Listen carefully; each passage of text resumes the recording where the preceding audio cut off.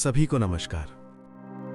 याद करिए, हमारे बुजुर्ग हमेशा कहते थे, किसी के बहकावे में मत आना, अपने हिसाब से सोचो, अपने हिसाब से काम करो।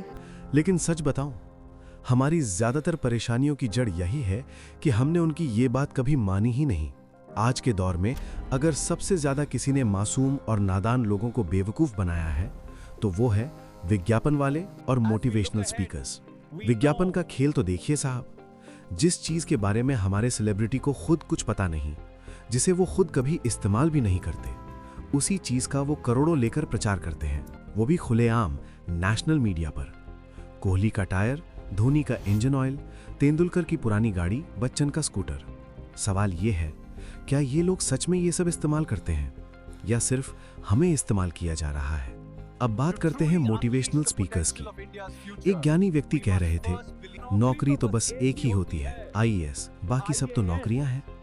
मैं उनसे पूछना चाहता हूं, क्या सिर्फ आईएएस ही इस देश को चला रहे हैं? इस देश की अर्थव्यवस्था में नीचे से लेकर ऊपर तक हर इंसान का योगदान है, किसी का थोड़ा कम, किसी का ज्यादा, लेकिन कोई बेकार नहीं है। हाँ, आईएएस एक सम्मानित पद है, कठिन परीक्षा है, लेकिन इसे ही सफलता का एकमात्र पैमाना बना देना, यह सबसे बड़ी भूल है। ऐसे मोटिवेशन के चक्कर में हजारों युवा बिना सोचे समझे तैयारी में कूद जाते हैं, और जब सालों बाद हकीकत सामने आती है तो उनके पास पछतावे के अलावा कुछ नहीं बचता। आपके आसपास भी ऐसे कई लोग मिल जाएंगे जो निकले थे आईएएस बनने, लेकिन अपनी पूरी जवानी इस दौड़ में खो बैठे। और रही बात मोटिवेशन की, तो जिसे सच में कुछ करना होता है वो बिना मोटिवेशन के भी कर लेता है। आईएएस होना ही अच्छे व्यक्तित्व और सफल जीवन की पहचान नहीं है। अगर यकीन ना हो तो हाल ही में सामने आई कुछ ऊंचे रैंक वालों की निजी जिंदगी देख लीजिए, और जब आए दिन भ्रष्टाचार की खबरें सामने आती हैं तो ये साफ हो जाता है कि एथिक्स सिर्फ किताबों तक ही सीमित रह गया है।